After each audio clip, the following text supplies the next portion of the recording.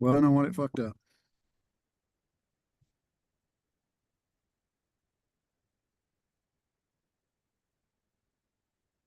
So it's just saying I couldn't do it, but I don't know if it's doing it or not. Bill, um, It says on the top of my page says this was being live streamed, so okay. So I guess it we're hot there. we're hot there. It's just lying to me, telling me I can't do it. Right now, where's the record button? Oh, right there. All right. Sweet. We may be a few minutes late here, but we are here with technology, our friend when it works. We ever get this technology thing, we'll be good. Ah, I don't know. Every time I get closer to it, it seems like I get further away. ain't that the truth?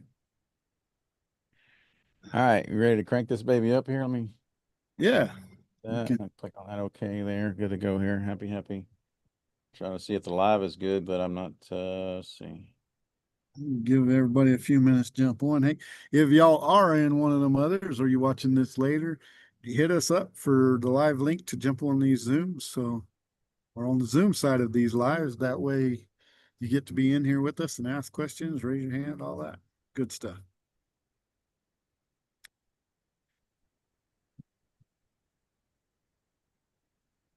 What we should do maybe is put a link someplace on our screen where we could see it. That's actually a good idea. We should probably have the links in our bios and on YouTube in someplace. That's where we're both live streaming, so it'd be smart to have them there. Good thinking, Bill. Let me see if we can figure out a way to put that on something. Yep, we can do it.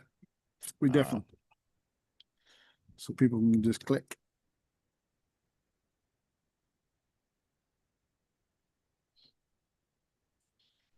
Direct link, meeting registration.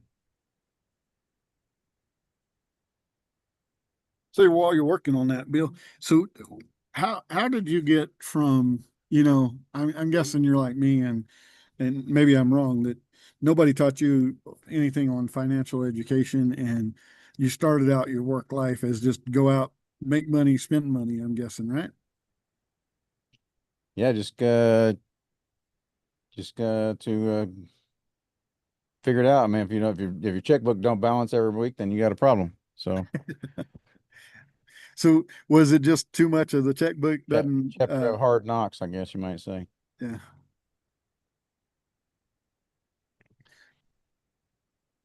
I need to I'll make a short link to my website for this thing. I'll drop it in my name thing here Oh, at some cool. point.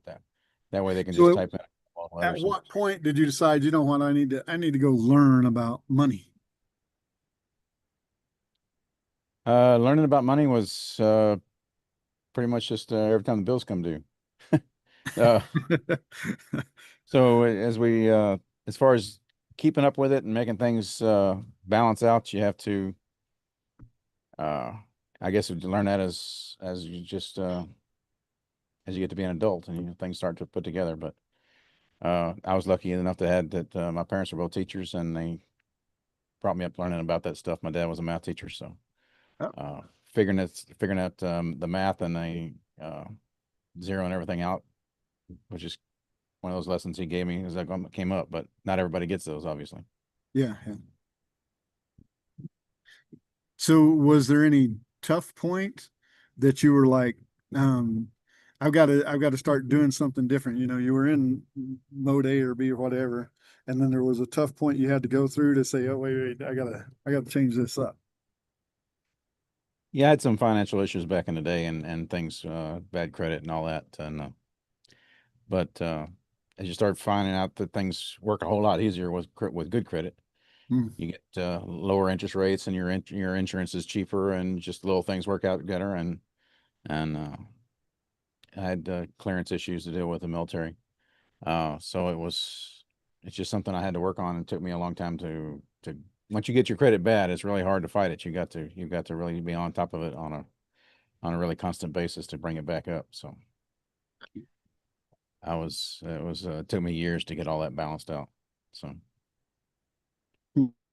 people who have a It's like, bad start in life on as far as their checkbooks and things like that, it's a job. You got to really stay on top of it. So don't ever let it get bad.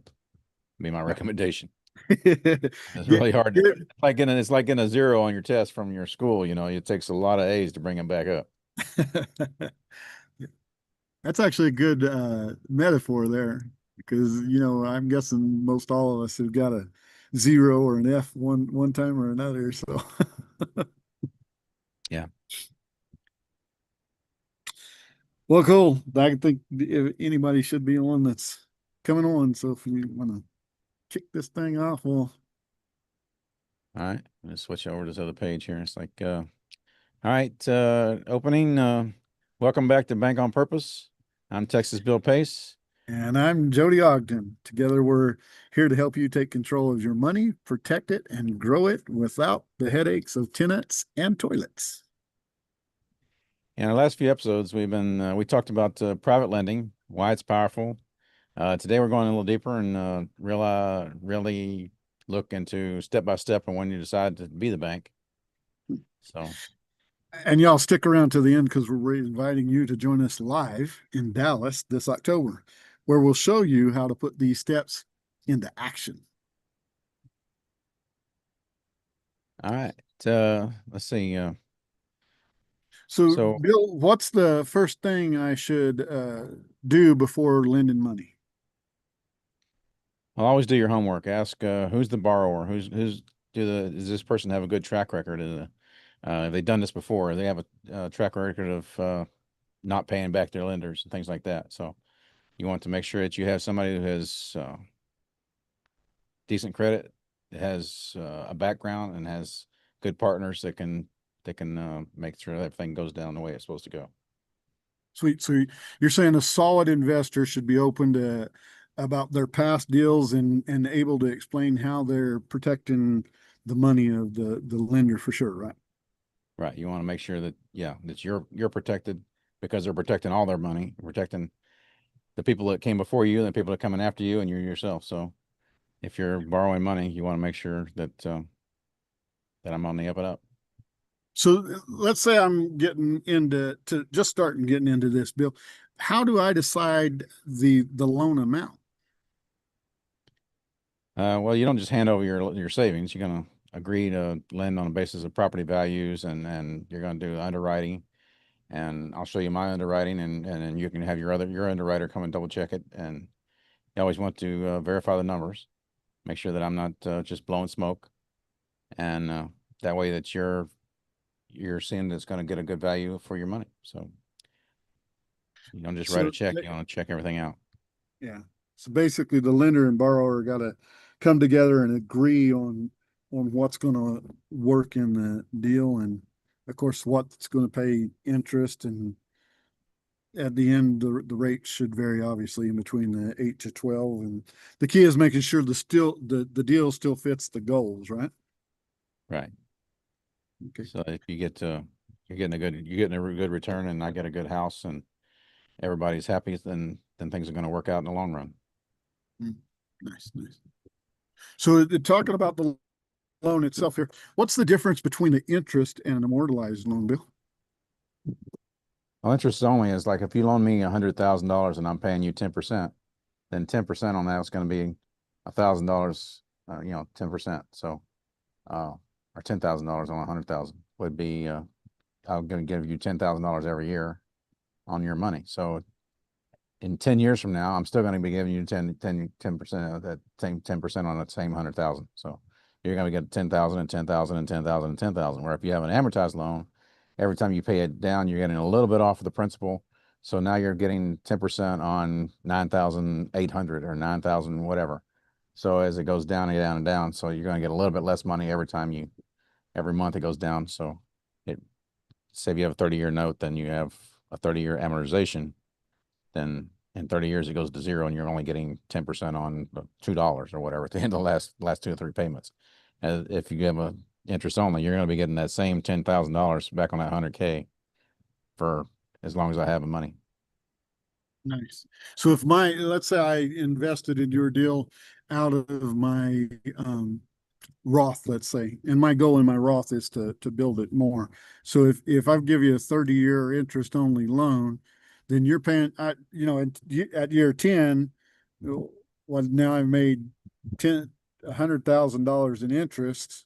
And so I'm going to make 300,000 in interest, and you still owe me in year 30, you still owe me 100 grand. I sure do. Nice. Because you're pretty good. So that's still, I still have that 100 in my pocket. So yeah, whether I've reinvested it or moved it or paid off the note or whatever I've done with that money, I still owe you that money regardless. And then of course, every month that I pay off on the house, you've got more and more equity in the house as you're getting more and more security built up into your asset as things get paid off. So as things work down in lower numbers as time goes by, the asset has more and more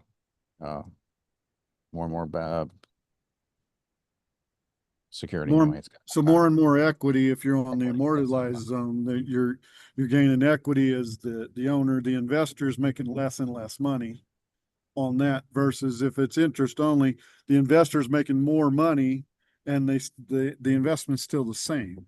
I mean, me actually, as the an investment's getting better because now I paid off some equity. So if I defaulted somewhere along the way, instead of say I only had 40,000 in equity or something, and I've got 100,000 in equity or whatever the equity numbers work out. But because now the house is being paid down a little bit at a time as I'm working it down. So yeah, that's on the more and more equity immortalized. built into the house. But on the interest only, the the way that that's going to work is it's still going to be a better deal for you. You've made the extra money and you're still making the extra money, and they still owe you the 100,000 at the end. But actually on the equity part, the house is growing equity too. So you're getting better protection the more years down the road you got too. So That's it's what a I was saying. win.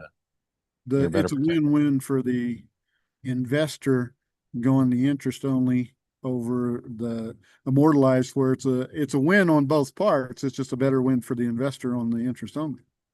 And the longer you leave your money in there, as opposed to taking it out and putting it back and taking it out and putting it back. So every time you take it out for a month or whatever, that's a month it didn't make that money. So Yeah. if you if it sits around for 6 months before we find another house to put it in, that money's sitting there doing nothing. So if you just leave it in that one property, the property's going up in value. You're more and more protected, and you're still getting the same money over and over every day from as long as we have the money. So it Nice. just works out better. The long-term stuff works out a lot better for everybody. Cool. So, Bill, do I need a lawyer when I'm just getting into this and stuff? Absolutely. You always want to have a professional check it out, whether it's title companies, lawyers, have your own underwriters. Make sure you have all your own people double check things as we go through. Basically making sure that your loan is definitely legally tied to the property is the goal there. And Absolutely. yeah, whether it's your attorney or the closing, the title, the escrow company, and all that. Make sure you double check everything. Right. So, what about taxes? How are returns taxed, Bill? Like on the interest I'm making, I guess. How's that taxed for me?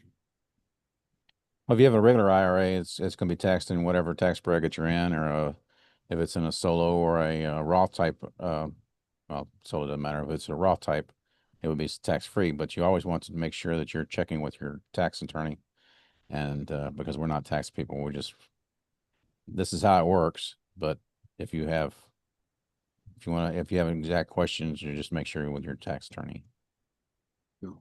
And so he actually makes a good point. This is entertainment, y'all, and it's good information, but always check it with the professionals that you pay for the stuff.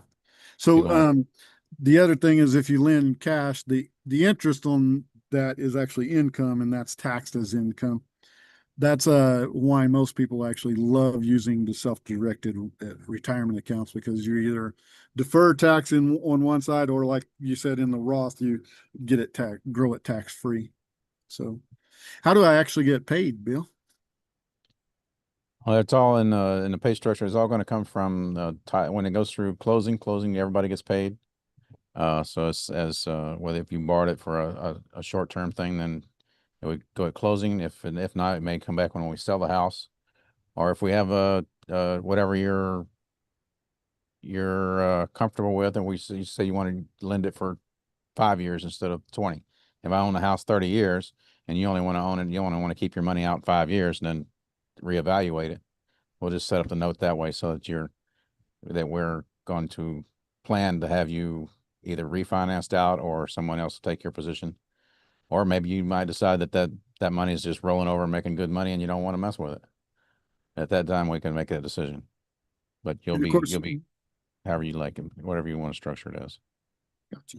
And of course, we always set that up at the beginning, right? And then the payments are clear, predictable, and automatic. So everything's And goes smoothly. you set it up in advance, so okay, I want to only invest for 5 years or whatever. So actually, I got my daughter's wedding in 5 years, and I want to plan for that.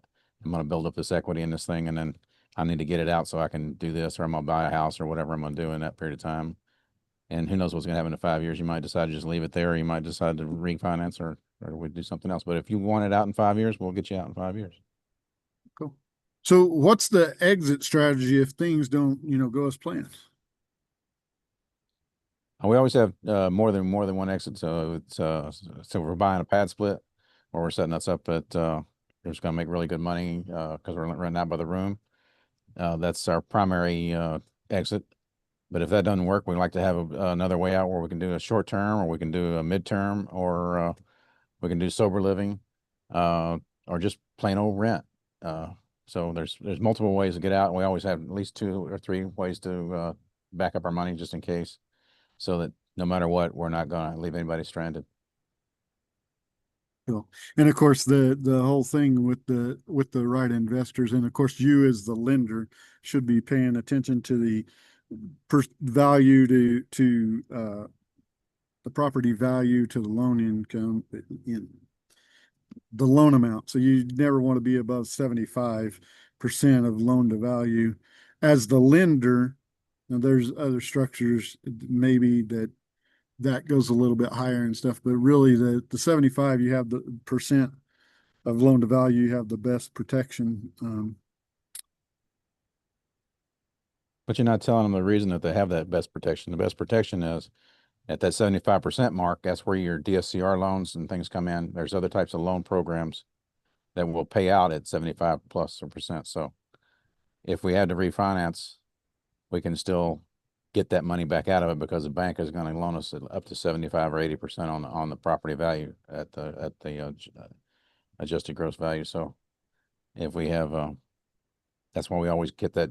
We keep that as a safety buffer just in case. Yeah. Yeah. If it comes down to it, we can always go to the bank and pull out the money and get your money back safely. Yeah.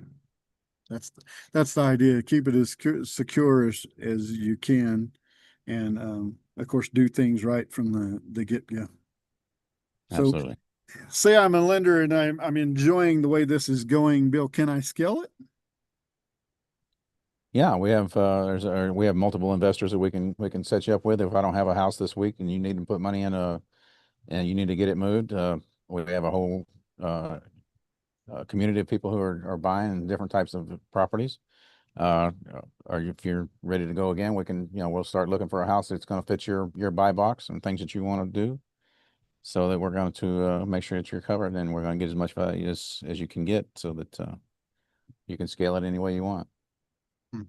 And of course, in that, if you're whether it's our deal or somebody else's, you always want to do your due diligence. I mean, even with us, you want to do your due diligence, make sure that Always double check us. Yeah. yeah, Even not that we do you wrong, but I might have pushed the wrong button on a calculator, or I just had a brain bar that day. So, I had a headache when I pushed the buttons and things didn't work right. So yeah, always double check us.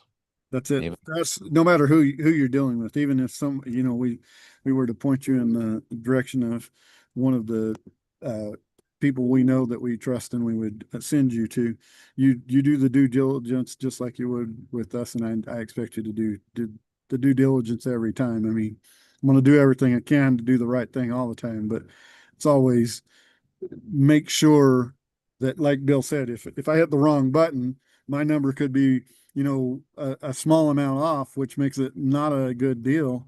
And you come to me and said, "Hey, this is what I got." If mine's wrong, then you've helped me out in the long run too by doing your due diligence. And we don't want to get into bad deals, just like you don't want to be in a bad deal with us. That's right. We'll run the numbers again until we get it right. So, Bill, what's the final step to getting started? Getting educated, getting in the right rooms, getting in with people who know what they're doing so that you get the right deals and the right people who are going to take care of your money and take care of you in these deals. And that's why you need to come to Dallas. Yep, that's why we're hosting that Bank on Purpose 2-day event in October in Dallas, and we'll walk you through live examples, contract case studies. We'll get you hands on. Absolutely. So if you've been curious about private lending, this is your chance. In those 2 days, you'll learn exactly how to protect your money, set the terms, and grow it safely. So don't let your cash retirement fund sit idle while inflation eats it up. Don't forget, seats are limited. DM the word event today to reserve your spot. The days are October 25th and 6th and 26th in Dallas. And align your money with your purpose. Bank on Purpose. Y'all have a great one. We will see you next week. Same time, same channel. Love you guys. Hey, at least this week I learned that stop. Oh, wait, we're still on the other hand. So let me. Oh.